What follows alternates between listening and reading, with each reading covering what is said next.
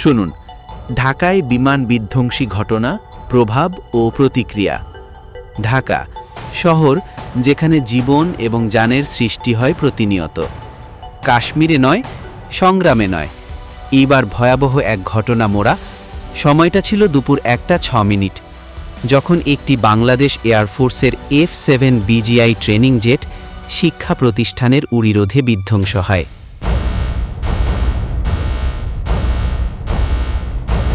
এটা ছিল একটি রুটিন মিশন, কিন্তু রুটিন তার কোথায়?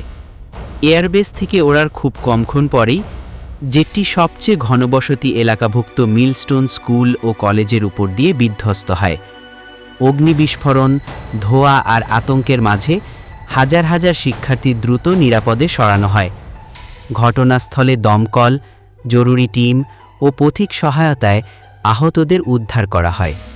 চোখে